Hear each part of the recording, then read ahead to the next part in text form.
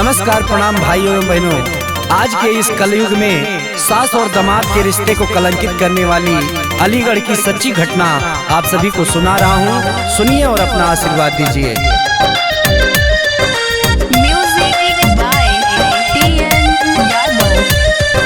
माई शारदे सुमिरन करके श्री गणेश हमें दे दो ज्ञान। नगर अलीगढ़ है यूपी में, उसी गांव का है दस्तान। नगर अलीगढ़ है यूपी में।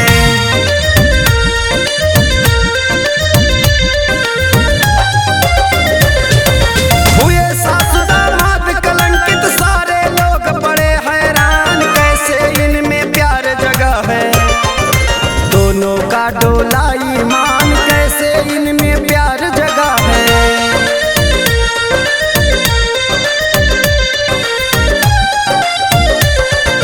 बेटी का जीवन बिगड़ा है, चूर हुआ उसका अरमान। गांव भी पूरा शर्मिंदा है, रिश्तेदार बड़े परेशान। गांव भी पूरा शर्मिंदा है।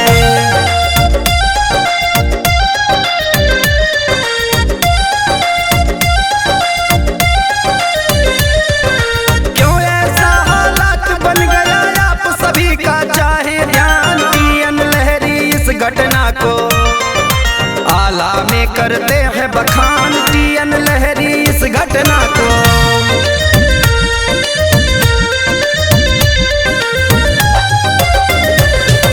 ना कोई दोहराए, इसको करते हैं सबको सावधान। 16 अप्रैल को शादी थी, रखना सब तारीख याद। 16 अप्रैल को शादी थी।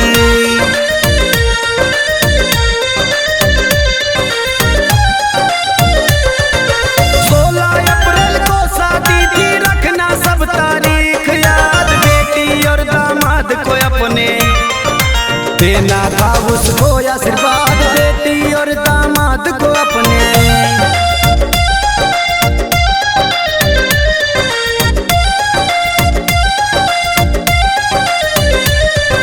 लेकिन सब कुछ उजड़ गया है, हो गई है खुशियां बर्बाद। शादी के 9 दिन पहले ही सास भगी लेकर दामाद। शादी के 9 दिन पहले ही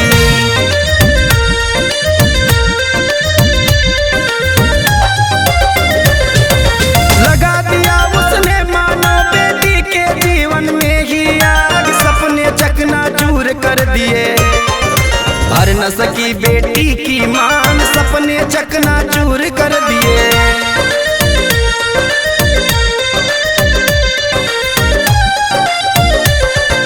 खुद माँ ने वीरान कर दिया बेटी के खुशियों का बाग। भूल गई मर्यादा सारी, मना रही दिवाली भाग। भूल गई मर्यादा सारी।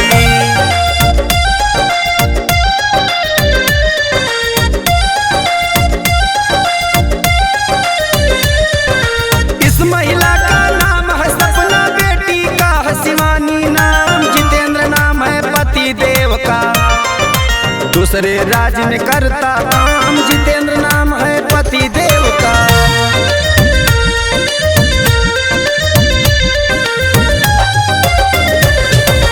कुछ सालों से उसी क्षेत्र में करता था कुछ काम धाम। बेटी की शादी करने को जोड़े थे कुछ पैसे दाम। बेटी की शादी करने को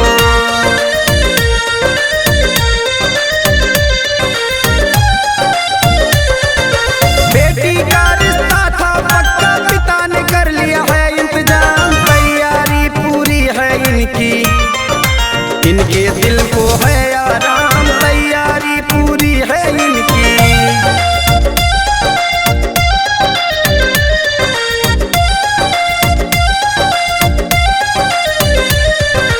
अक्टूबर 24 में इनकी हो गई पक्की पूरी बात। अप्रैल 16 को लानी थी दामाद को घर में बारात। अप्रैल 16 को लानी थी।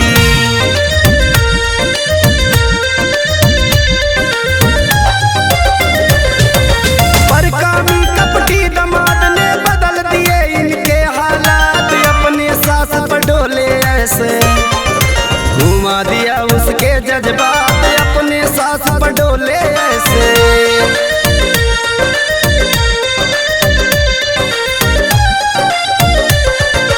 मार्च में इनका रिश्ता हुआ था, सास से करने लगा मुलाकात, हालत अपनी बता के गड़बड़ घर में बुलाया एक रात, हालत अपनी बता के गड़बड़।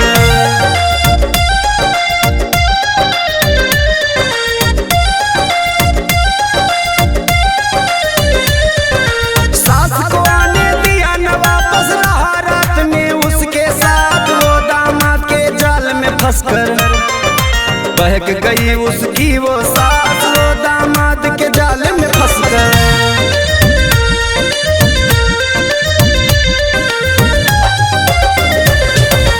अपना जीवन वहाँ बिगाड़ा, कर दिया रिश्ता सत्यानाश, रिश्ते को है किया कलंकित, रचा चरित्र का जो इतिहास, रिश्ते का वो किया कलंकित।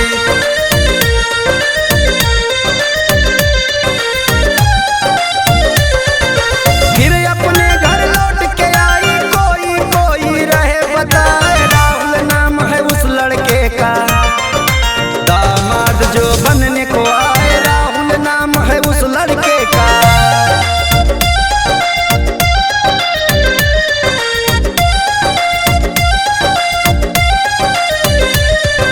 लिमिट नहीं उनके बातों की, दिन दिन बातें करते जाए, बेटी शिवानी घर पर रहती, जिससे पैसा दी कहलाए, बेटी शिवानी घर रहती थी।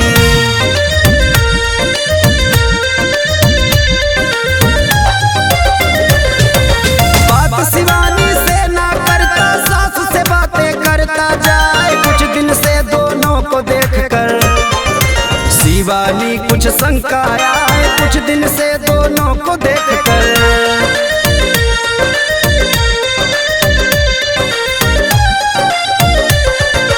मगर नहीं वो कुछ भी बोली, अपने मन ना पाप बोलाए, 24 घंटे में कहते हैं 22 घंटे तक बतियाए, 24 घंटे में कहते हैं।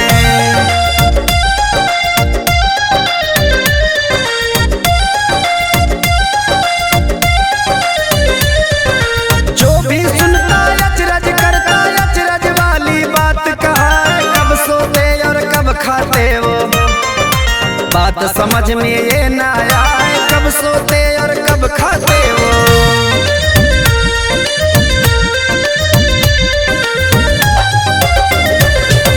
लगातार बातें करता वो, प्यार का पागलपन कहलाए, ऐसे ही हो गए थे दोनों, मर्यादा सब गए भुलाए, ऐसे हो गए थे वो दोनों।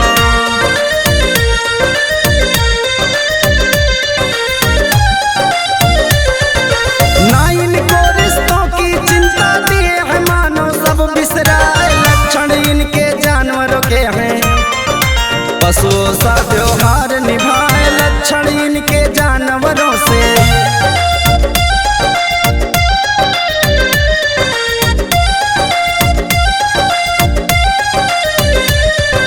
भूल गए मानो की सीमा, लिए योजना एक बनाए, अपनी सास सपना को राहुल अपने में है लिया डुबाए, अपनी सास सपना को राहुल।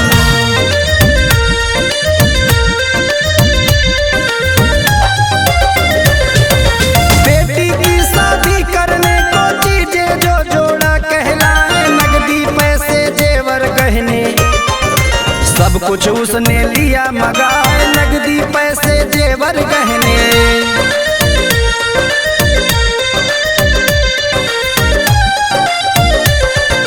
3 लाख तो नगद थे पैसे, ले गई पूरा साथ बताए, 5 लाख के लगभग जेवर बेटी शिवानी के कहलाए, 5 लाख के लगभग जेवर।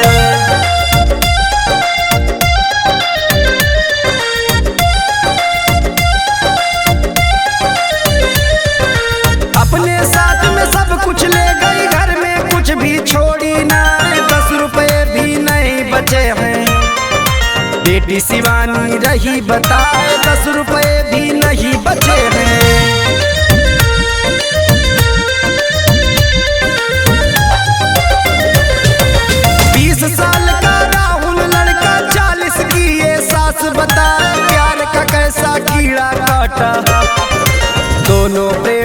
गए पगला, प्यार का कैसा कीड़ा काटा।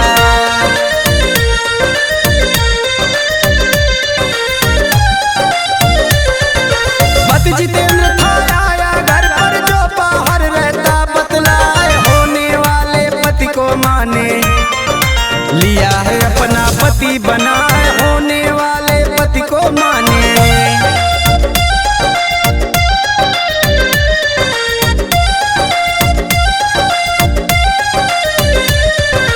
बेटी को नफरत है माँ से, अपनी नफरत रही जताए, इस घर में वो कभी न आए, पैसे जेवर दे लौटाए, इस घर में वो कभी न आए।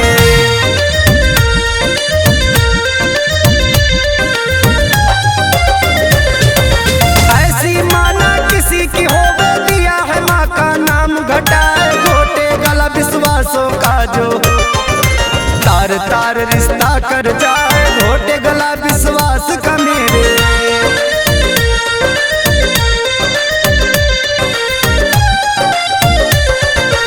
ऐसी माँ को माँ कहने में माँ का बड़ा अपमान कहा है, पकड़े गए हैं उत्तराखंड में, लोकेशन इनकी मिल जाए, पकड़े गए हैं उत्तराखंड में।